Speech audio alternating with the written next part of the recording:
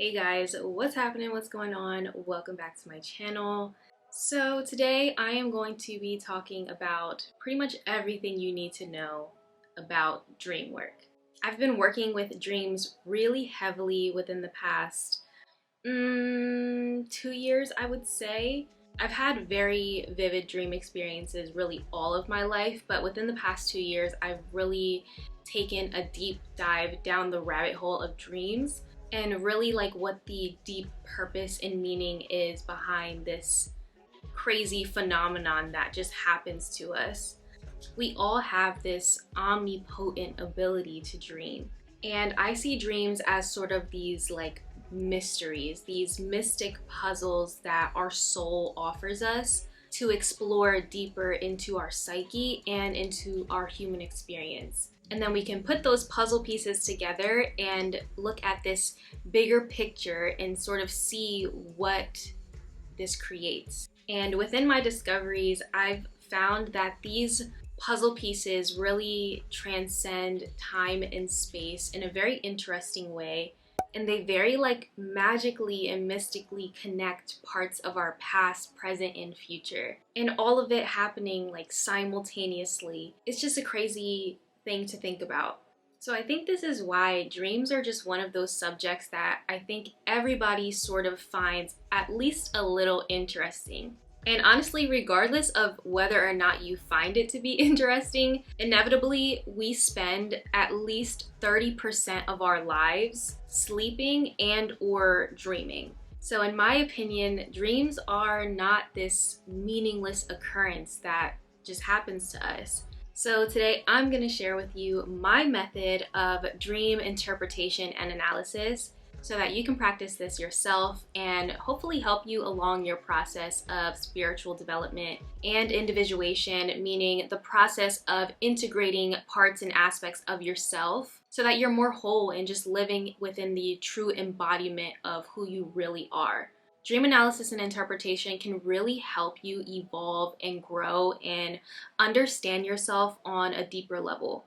And it can actually also help you manifest the reality that you really want. Because by doing dream work, you're really going into the deep depths of your inner world. And what you can find there are typically things that are sort of hidden beneath the surface and are really the true forces behind what you're manifesting externally through your human experience. So by sort of going in and solving the mysteries and unveiling the secrets that are locked away in your psyche, you can rewrite stories, you can rewire belief systems, and really change the way you manifest. So by changing your inner world in this way, you can really powerfully change your outer world. And dreams are an amazing tool to help you do that. So I'm going to share some real life, real-time examples of dream work and me helping someone analyze and interpret their own dream and help them become more aware of a limiting belief that is causing some blocks and limits in their life, and how they are basically turning that all around simply by examining a simple dream that they had. So by the end of this video, I think that you'll have a really great idea of how powerful of a tool dreams can be for helping you evolve as a human being and also help you manifest your reality. And you're actually going to know how to do this for yourself.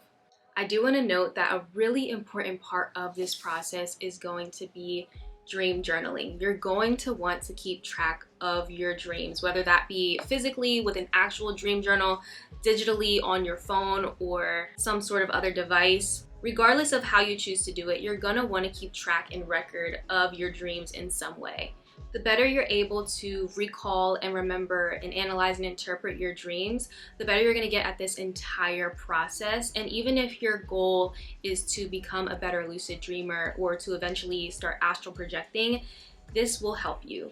And if you're wondering where this particular dream journal is from, this is one I actually created myself. I created this with divine intention and with you guys in mind. I truly believe that everyone deserves access to this type of spiritual development. So I created a physical dream journal as well as a digital template of a dream journal on Notion.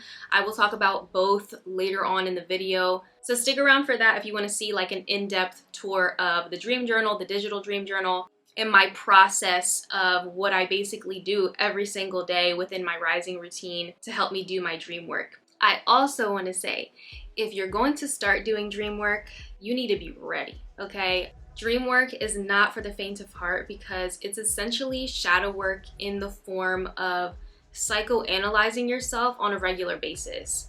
And you know, some people may not be so ready for that, and that's totally fine, that's totally okay. You don't have to go as in depth with it. If you want to just try it out just to have a little bit of fun with it, see what happens, see what kind of signs and synchronicities pop up for you, then you can do that too. And that's the beautiful thing about dreams, is that they are really for the individual. So you can have your own individual unique experience when it comes to the type of dream work that you want to do. But okay, all disclaimers out the way, let's get into the good stuff. So with dreams, our psyche is speaking to us, our soul is speaking to us. And this can come in so many different ways and forms and experiences. They can come in the form of lucid dreaming, astral projection, precognitive dreams, prophetic dreams, and they can also be very literal or very metaphorical. More oftentimes, you're gonna find that they are very metaphorical, especially if you're in the very beginning stages of becoming more conscious and aware on your dream journey. But they can and will evolve over time, and they can become more vivid, more significant, and like I said, they may even become more lucid. You might have some weird experiences with astral projection or precognitive dreams. The possibilities are really endless here. And right now, I am of the belief that these endless possibilities occur because dreams take place in the realm of our unconscious.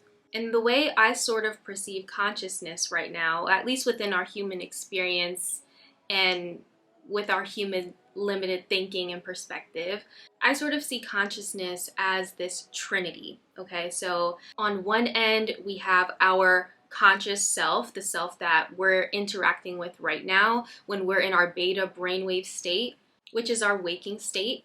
And then we sort of have its counterpart, which is our unconscious. And that is when our brainwaves are in more deeper states like theta and delta, and when we're really receptive to things in the metaphysical world. And that's why there's endless possibilities that can sort of occur there. And then we have our subconscious, which is right in between the two. And I see the subconscious as the window or the doorway that we're in when we are in our alpha brainwave state. Maybe a little bit of theta there too, but this is that area where you're able to access the unconscious and the conscious, the physical and the metaphysical. Let me know your opinion on that sort of concept and perspective on consciousness down below in the comments.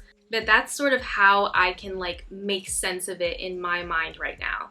So in our waking state, we're conscious. When we're meditating, we're sort of in that subconscious. And then when we're sleeping or dreaming, we're in the unconscious. And while we're dreaming, our unconscious speaks to us in code, basically.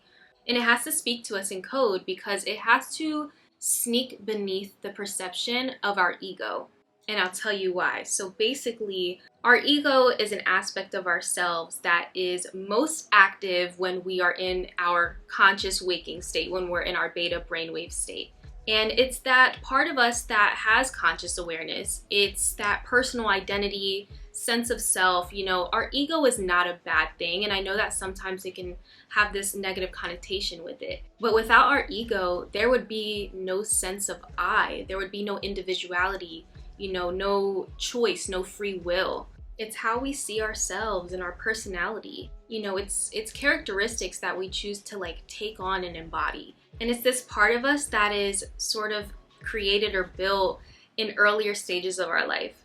But that's obviously very heavily influenced by external factors, especially when we are young because we're like sponges. And one of its main purposes ends up becoming survival. So when it perceives a threat externally, it starts to act from these built-in defense mechanisms that were, again, very heavily influenced by external factors, friends, family, education system, society, things like that. So as you can probably assume, sometimes it reacts and responds in a way that is not the most constructive and doesn't really serve us in the best way. And some of those responses and reactions are things that sort of hold us back in life or are blocking us or limiting us from living our fullest potential. So dreams, or our unconscious, sort of wants to integrate aspects of our ego and our soul, which you could perceive as your higher self, to transform your consciousness so that you can become whole. You can become this true, authentic, pure manifestation of what you truly are. But because ego can sometimes get in the way of that, the psyche or the soul has to do this in a way where ego won't really catch on. Because when you're in an unconscious state, when you are in theta or delta brainwave states, you're essentially in a very vulnerable state. And within vulnerability, you want to avoid being attacked at all costs. I feel a perfect example of this is in the movie Inception, one of my favorite movies of all time. This might be a little bit of a spoiler, so if you haven't seen the movie yet, maybe just skip ahead a few seconds. But in the movie, Leonardo DiCaprio, the main character, is obviously traveling deep down layers of a dream, or deep down within layers of his subconscious, they say in the movie, but again, I perceive this as unconscious. And the deeper and deeper and deeper he gets into his psyche, the more vulnerable he is to his wife, which could be representative of his anima, or the feminine part of his psyche. Or you can even perceive it as she's a projection of a belief that lives within him. And you can even see within that movie, when someone becomes more and more conscious that they are in a dream, the dream starts to collapse. And I've actually experienced this for myself if it doesn't turn into a lucid dreaming experience. And you really have to watch it from different perspective multiple times to really see. I'm telling you, it's a movie that I constantly watch over and over again because I sort of philosophize a different theory and assumption and hypothesis every single time, and it's just really fun for me. But like in the movie, the main character sort of has to do things under the radar so that he is not vulnerable to the projection of his wife. She also represents sort of this block and limitation within him. There are certain codes within the movie, within the storyline, that are in the form of symbols, archetypes, feelings, emotions, places, elements, and so many other things, and our mind does the same exact thing. And again, this is to sort of stay underneath the radar, beneath the awareness and perception of your conscious mind and your ego. So in order for us to use dreams as a tool for, improving our intuition, because it can do that too, self-development, transformation, working through limiting beliefs, shadow work, we have to listen to our psyche. We have to listen to our soul rather than to our ego to actually see the patterns and the cycles that come up for us in real world scenarios, because they're actually coming up for us in our dreams too. We just have to pay attention to it. So to sort of play off the movie example, I do sort of see dreams as like little mini movies that play out in our heads every single night. And it helps me to kind of see it as a story and sort of help me take myself out of the dream as the subject and look at it from more of an objective point of view. So let me share with you this real world, real-time example of me helping a friend of mine work through their dream. I'm going to keep the identity of this person completely anonymous because, like I said, when you're looking into dreams, you are essentially psychoanalyzing someone, which can put them in a really vulnerable position. So I just want to respect that person's privacy, but also take this as a message to be very discerning as to who you do share your dreams with, because you are putting yourself in a very vulnerable spot, at least if that person is actually equipped to psychoanalyze you. Or maybe they're just a very observant person. Regardless, be discerning with it because it's essentially like sharing your birth chart with someone, They're looking into you, your inner world, your life, and that can include your issues. So just be aware. So to change my friend's identity with this dream, let's just call him Drew. Drew had a bank heist dream, and within this bank heist dream, he was leading a team of people, and they were in this room. He looks over to the side of the room and there's a door with a window in it. And it wasn't really clear, but he could tell that somebody was standing behind the door because he could see them through the window and they were trying to get into the room. So this is obviously not good news for Drew and the team who are trying to go through this bank heist, because it seems that this person is obviously trying to stop them or trying to interfere in some way. So he looks through the window to get a better view of who it is, and he discovers that it's actually an ex-friend of his from way back when. They were sort of like friends in childhood and middle school, eventually became adults, they fell off. He's not very fond of this ex-friend anymore. Should we give the ex-friend a name too? Maybe let's call him Martin. So Drew was kind of confused by this dream and sort of even off-put by like why this person was even showing up again. And as they were telling me about this dream, I kind of thought, okay, something is definitely going on like beneath the surface here, beneath my friend's perception. And I feel like there's something to be explored here. So let's dig into it. Let's lean into it. So I expressed this to Drew and he was like, okay, well, how am I supposed to figure this out? What is it? Like, if it's beneath my awareness and perception, how am I supposed to know what this means?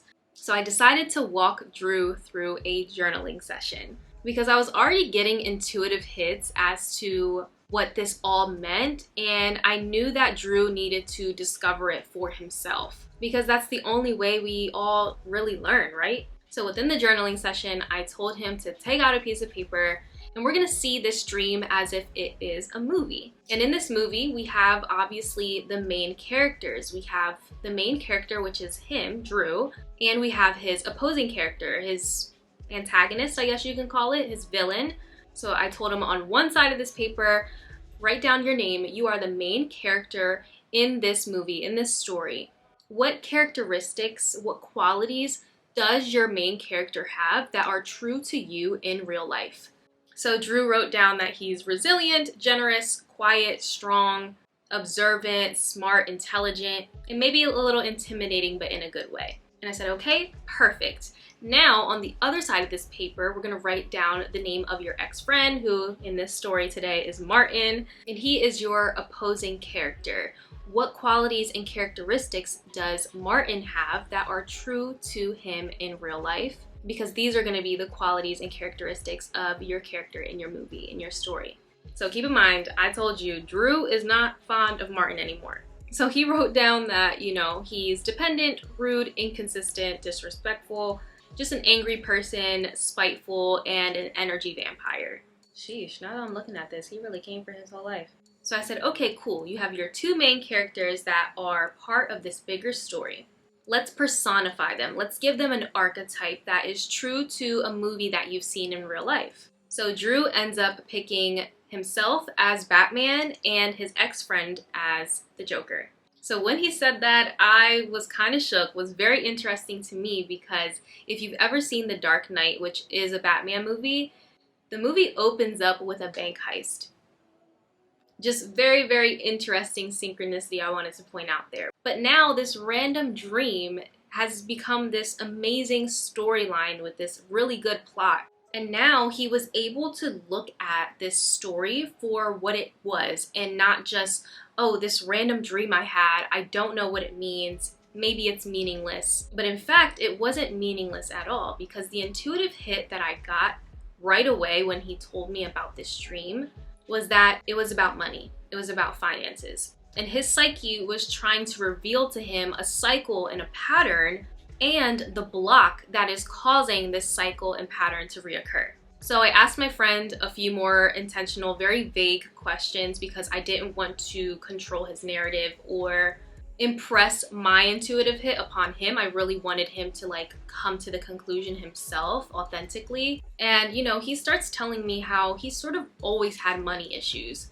And for a long time, he's felt like, you know, anytime he receives any sort of money or any sort of financial abundance, he has to hold on to it and he can't spend it. So obviously there's a lack mentality here. There's a scarcity mindset behind money and finances.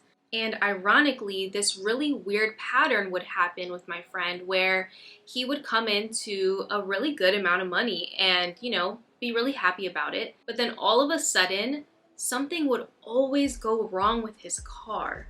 It was like without fail, like clockwork. He gets a lot of money, something goes wrong with the car. And every single time he would have to spend a really large chunk of money to fix whatever was wrong with his car. And I was like, there it is. There is the cycle. There's that reoccurring pattern that's occurring in his life that is being caused by some sort of limitation and block within his psyche, and he just isn't aware of what that is right now. But within analyzing a few more things and interpreting the dream, I said to my friend, and listen to this real quick, okay? Like, pay attention. You do not want to miss what I'm about to say. I said, consider the idea that your unconscious is showing you what is blocking you from financial abundance by the projection of an aspect of you that is showing up as your ex-friend, that is showing up as this Joker archetype. In other words, his psyche or his unconscious was projecting the financial abundance block as the personification of his ex-friend, of this Joker archetype. This is part of his shadow. This is an aspect of himself that lives beneath his awareness and perception, yet has a really strong influence, if not is controlling his entire experience of money. And of course, Drew's like, whoa, wait, you're trying to tell me that my ex-friend basically lives in my head rent-free, controlling the way I experience money, controlling my life? But you have to remember, everybody that you experience in your life is a mirror. So I said to Drew, in order for you to even have attracted this person into your life, you would have had to match their vibration on an energetic level, on some level, in some way. So in other words, Drew actually had all of his ex-friend, Joker, villain archetype characteristics in him. He had tendencies to be dependent and rude and disrespectful and inconsistent. And you know, when the subject of money came up, he may get a little angry in a very unconscious way. And let's remember another thing. Within this Joker archetype of the ex-friend, there was another quality in there that was the energy vampire. Money is simply another form of energy, and Drew had this habit or tendency of coming into some form of wealth and then holding on to it. Sounds kind of like an energy vampire to me. You might as well call it a money vampire. And of course, the ego wants to come up a little bit and be like, well, I don't do that. I don't act like that. But once I started to sort of connect these dots and show what was actually hidden to my friend, he was able to see how and where these characteristics played into his personality now. And listen, when you break it down this way, these characteristics, they're hard to look at. They're hard to accept and hard to face these facts and these truths about yourself. But the proof lies within your current reality. All you have to do is look at what your life looks like right now. That tells you everything you need to know. We don't attract what we ask for, we attract what we are. So in all actuality, my friend was attracting this non-favorable financial experience because he was being the Joker archetype. He wasn't living within his Batman archetype. But his psyche, his soul wants him to, and this is why our dreams are speaking to us in code. These are the type of things we'll discover in our inner world. This is the type of thing that our mind wants us to see. And listen, it's not Drew's fault that he has this Joker archetype within his shadow. This was obviously a part of him that was birthed really early on in life, probably without even his awareness of it. You know, because these parts of us are typically created and built when we've had to endure things that are not aligned with higher vibrations. However, this is all part of a bigger story. This is all part of our evolutionary experience. But this does go to show that whatever lives deep within your unconscious really defines and shapes who you are, what you believe, and essentially what your reality comes to be. So now that my friend is aware of all this, he is able to, face this shadow head on and purposely and consciously embrace his inner Batman. Because just like the Joker archetype is within him, he has the Batman archetype as well. They just obviously don't get along right now. And right now, his automatic responses and reactions are aligned with that of the Joker, with that of the projection of his ex-friend, with the villain that lives within him. So all he has to do is now transmute that energy in the form of shifting his thoughts, beliefs, energy, awareness, feelings, and eventually he will create the experience of money that he really wants. And think about it, if he embraces inner Batman, Batman is rich. Batman has a penthouse, he has a nice car, a bat cave, and all of those great characteristics that he mentioned before. He's resilient, strong, observant, smart, intelligent, and Batman is intimidating in a good way. So now all he has to do is make sure that his day-to-day choices are aligned with that of the Batman archetype. So when it comes to the Joker versus Batman, who wins? Well, I feel like eventually Batman wins. And again, that will be manifested by what Drew intentionally chooses to embody, whether that be consciously or unconsciously. And half the work is really already done. The awareness is there. And he can use other resources like hypnosis, EFT, body movement, yoga, meditation, and all of these other things to help him heal these limiting beliefs and these blocks. So that was all a really cool experience and a really amazing synchronicity I felt. And my friend Drew was obviously very happy after this little mini dream interpretation session that we had. And he was like, yo, like this right here, this is gold. Like you really did something. But I straight up told him, I didn't do any of this. Your soul did it, and I simply just guided you. I helped you see it. And this is why I truly believe that we can all be our own oracles. So hopefully y'all enjoyed that little story. Let's get into the dream journaling and the 5 steps that I go through every single time I am analyzing and interpreting my dreams. So again, I created a physical dream journal for you guys, as well as a digital template of a dream journal that you can use on Notion. I'll run through this really quickly and then I'll show you the Notion template. So with this, it is being sold on Amazon. I will of course have all the links for you down below to everything. But this right here is obviously the front cover. So matte covering and very aesthetic text. Very simple yet very aesthetic, so I feel like it will look cute on like your bedside table or wherever you want to keep it. The back of the dream journal looks like this. I put the 3 moons on here to sort of represent that trinity of consciousness that I was talking about earlier, and the text just says the language of your unconscious connected through time and space, because I feel like in one sentence that is a amazing representation of what our dreams are. So this is being sold in a soft cover and a hard cover, and inside this is what it looks like. So on the first page you have sort of like a name page so that you can let everybody know this is yours, don't touch it. And then when you turn the page, you have a author's message from me. Just a few words about dreams and how I see it. A lot of it I've already mentioned in this video.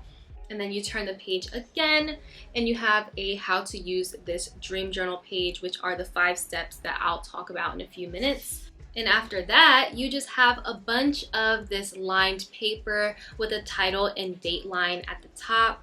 And in here, I put about 365 pages of the lined paper. So as you can see, she thick. You can keep this for a really, really long time and look back at your dreams. And I sort of wanted this to be something that you can kind of keep forever and just sort of like look back on.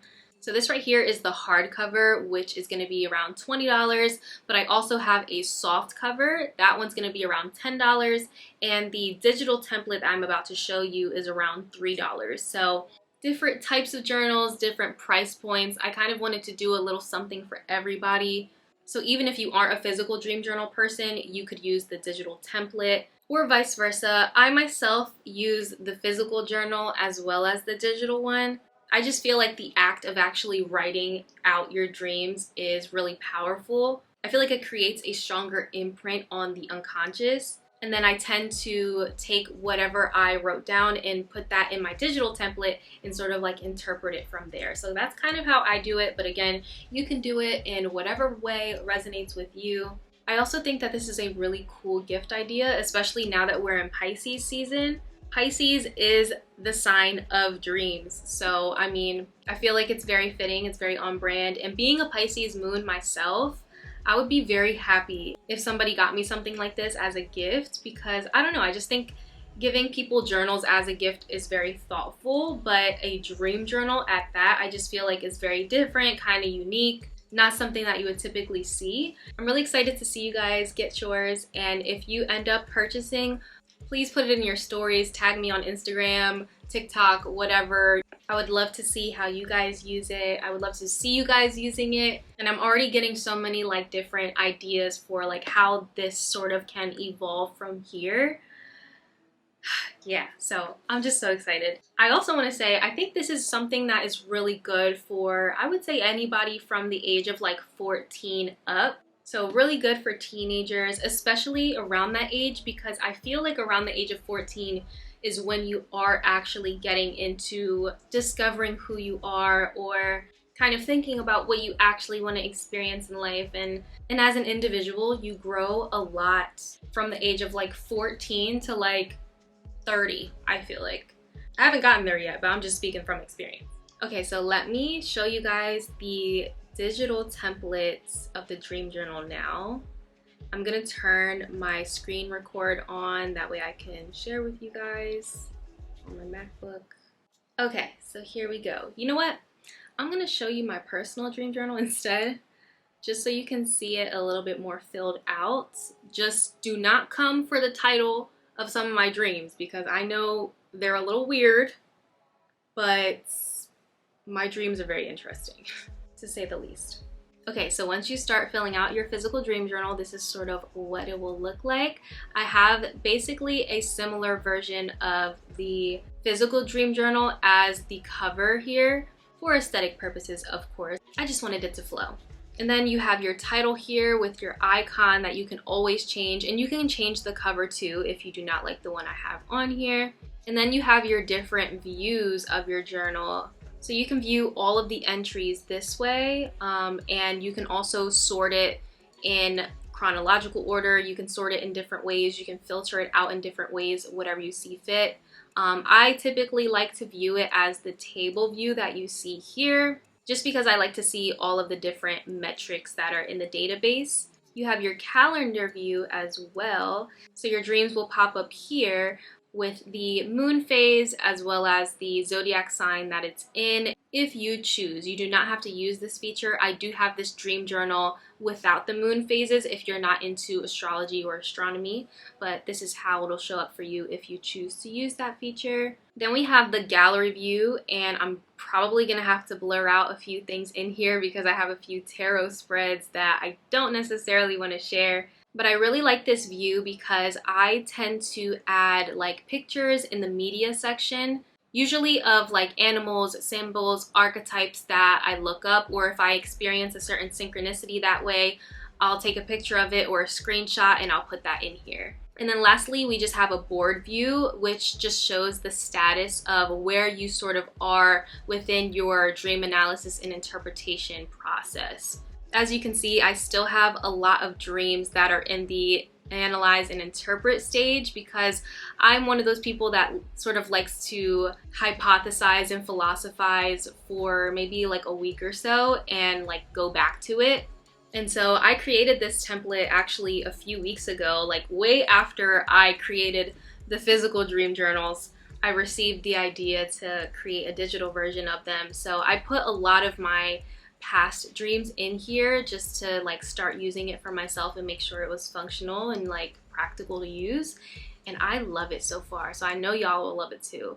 Alright, so let me walk you through as if you're gonna journal a dream. So you would click that blue new button here. This will pull up the template that you will essentially fill out anytime you're going through this process. You can edit the template if you want. You don't have to use or do exactly what I'm doing. This is all editable. So yeah, you would click the new button and the template that I created will come up, and you would pick a title for your dream. You can name it whatever you want to name it. I tend to pick things that are really simple and sort of just concise and memorable. That way, if I'm looking back for a particular dream, I know exactly what it is, and I'll even give it an icon, which is usually just some form of an emoji. That way, it also adds a little bit of context, and I can sort of filter through and find that dream again really easily if I want to go back to it and sort of add something. And then you have this date section, which is essentially the date that you had the dream. So usually it's going to be that same day that you had it.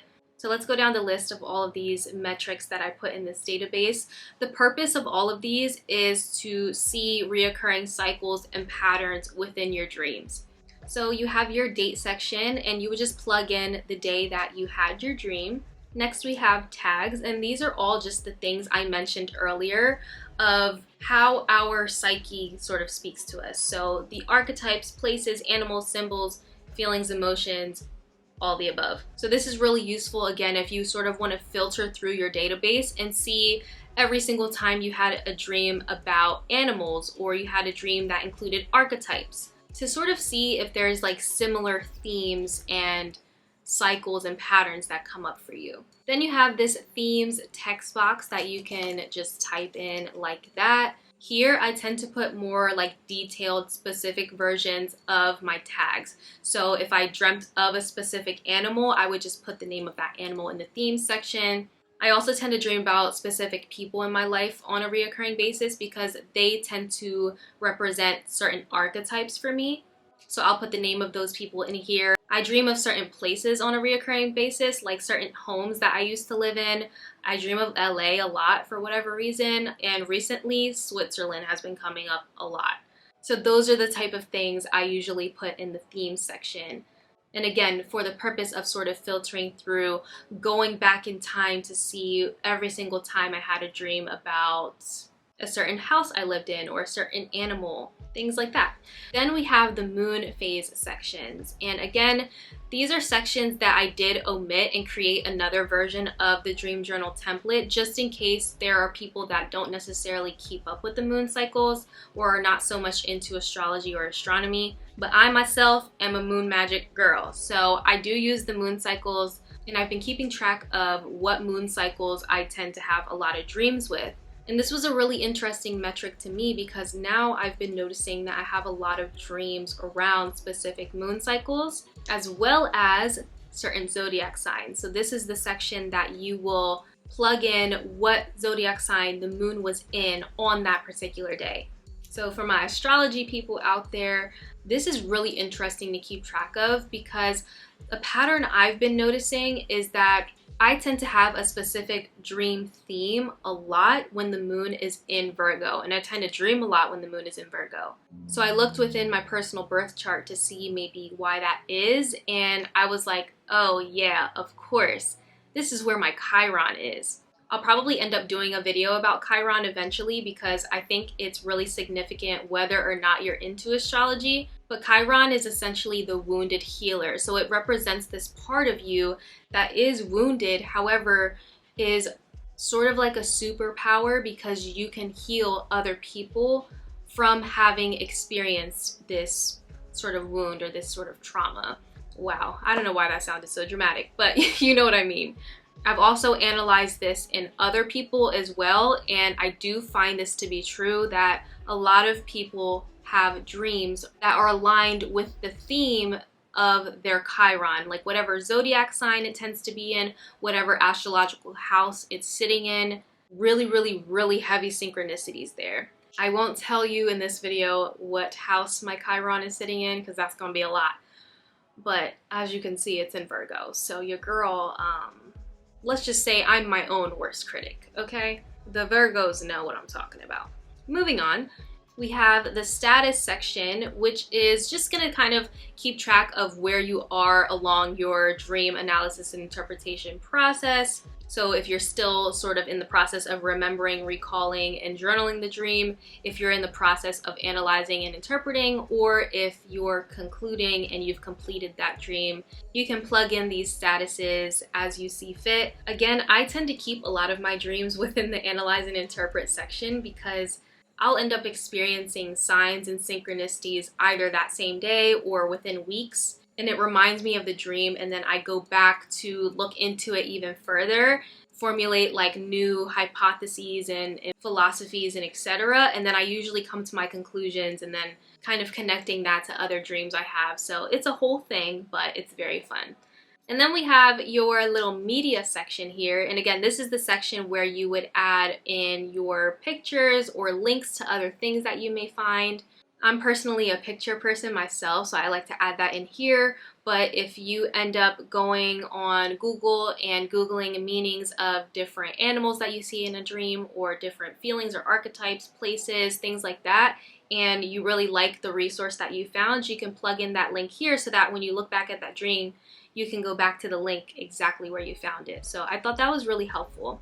And then these two things are just gonna auto-populate for you, essentially, just to keep record of when you logged it, when you journaled it, when you last edited it. So very, very fun things. And then let me blow this up and open it in full page and make it full width so you guys can see the rest. So these are the 5 steps of the method that I'm gonna explain to you in a minute, but here you can just type this in like on your phone or, you know, whatever device you're using to keep track of all of this. And the great thing about having it digitally is you sort of always have access to it.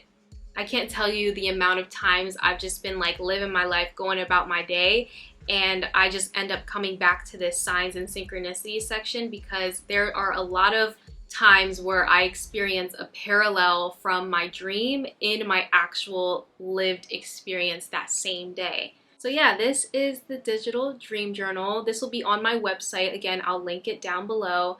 And just to show you, I have the dream journal without the moon phases here, and also with the moon phases if you want to keep track of it the way I do. You can also keep track of the moon phases in the physical version of the journals. I didn't put a specific place for it in here though, again, because I wanted these to be sort of for everybody.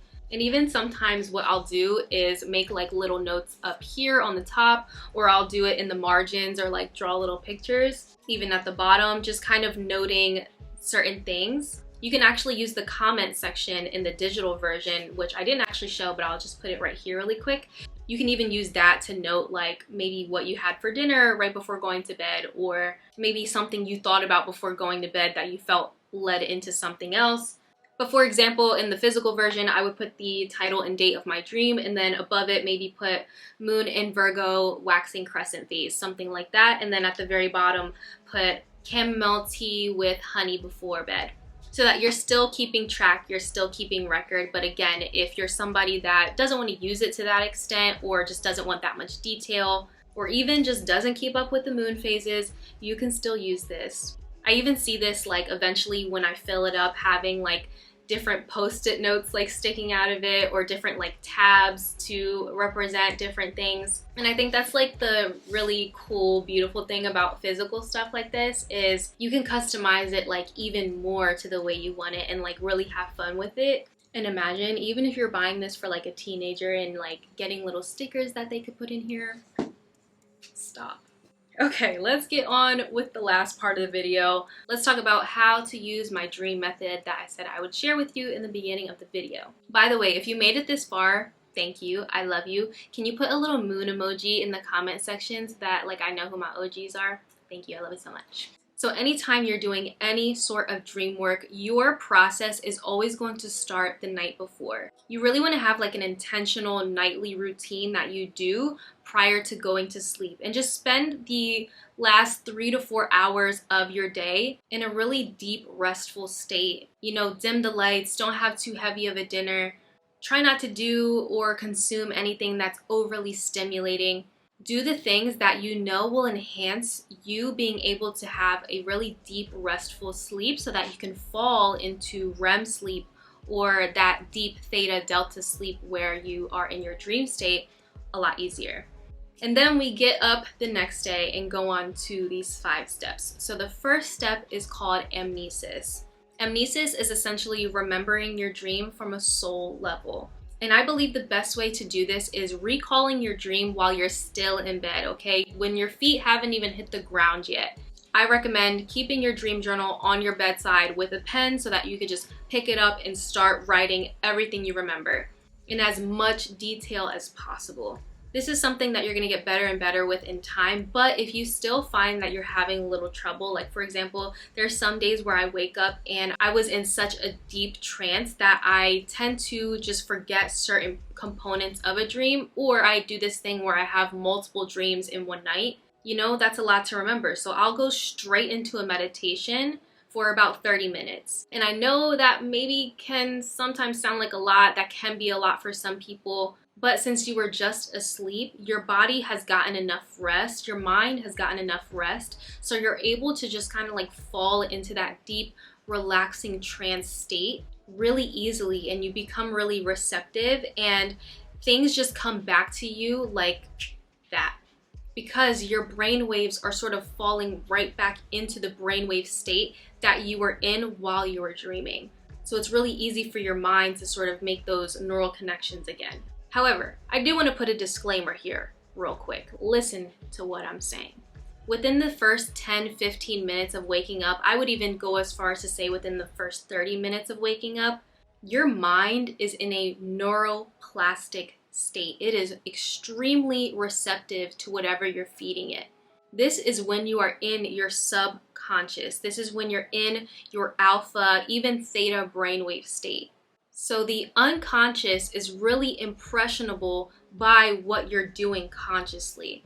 This is the prime state for subconscious reprogramming because you're extremely receptive to new ideas, you're very suggestible, and you can wire and fire new neural pathways for new thoughts, beliefs, and energies to take place. That being said, if you end up having a dream that is not the best of dreams, is not necessarily a favorable circumstance, I would suggest waiting to journal your dream until like after you're done with your whole rising routine. Reason being because you do not want to imprint your unconscious with ideas and thoughts and beliefs that align with something that was really fearful to you or involved something or someone that is just not it, okay? I hope you get what I'm saying, but you just don't want to be accidentally manifesting those types of things into your reality or creating strong imprints on your unconscious mind for that to occur. So yeah, just wanted to put that out there. I did actually have a reoccurring dream that was like this, and I would never journal it right away because I knew by me writing it down, especially in the energy of that dream still and in that trance state, and especially with my feelings and emotions fueling that as well, I didn't want to bring that into my reality. So I would take note of it, come back to it later, and then sort of analyze and interpret it when I am completely conscious and aware and in my beta brainwave state. All right, so the second step of this entire process is obviously your analysis. Here is when we're going to be taking note of all of these symbols and archetypes and feelings and emotions and places and elements that took place in our dream, because this is the language of our soul and we are trying to reveal what is true to our soul rather than to our ego. So the way I like to do this in my physical journals is I like to highlight or circle or underline those specific things, or like you saw in the digital version, I like to actually take note of those specific themes. Then the third step in this method is going to be your interpretation. Now you're going to look at all of your puzzle pieces, you're going to look at all these components and sort of see it as a movie, see it as a story or a mystery that needs to be solved. And with all of that, you can sort of form your hypothesis, form your assumptions as to what these things could possibly mean for you. And like I said, you can look up what these dream themes mean as a collective, but a lot of times they will also have personal meanings to you. And also remember that they could be very literal or they could be very metaphorical. It really is just depending on the dream and the context of it. The fourth step in this method is going to be you living your life. It's the easiest part. You just go about your day and just remain conscious and aware, because like I said, a lot of times you'll notice signs and synchronicities and parallels that just pop out at you. And some people might ask like, okay, is this because you're journaling your dream in your subconscious state and you're essentially manifesting these things? Yes and no. I do see correlations. However, I have experimented with this myself where I've purposely not journaled my dreams and I've still experienced strong signs and synchronicities and parallels in my real world lived experience. So I think this is a cool thing to experiment with yourself as well. And then the last step is going to be your conclusion. And this is the part of the day where you come back and you record any sort of closing thoughts, realizations, experiences you may have had. And it's like the answer to your hypothesis. A lot of the times I'll get to this part and I go through an entire shadow work session because something very strong was revealed to me. And let me tell you, my life usually changes remarkably after that. Do not underestimate the power of dream work. This is something that you're going to get better with and stronger with over time. Let me tell you, you are going to be such a powerful being. You already are. But this right here is a huge secret behind unlocking reality. You're literally going to become the glitch in the matrix. So that is it for me today. I hope you guys enjoyed this video. I really had fun making it. Dreams are one of my favorite things to talk about, and I'm realizing just like one of my favorite things to make videos about too. So I have a lot of other video ideas and things that I'm going to be creating. And yeah, please subscribe and like this video and comment and share and do all the things because it really helps out the channel and it helps me to continue creating content like this for you guys to enjoy, for you guys to learn from. And as I've said before, you are the creator of this dream we call life. So be intentional with it. I love you. Until my next video, peace.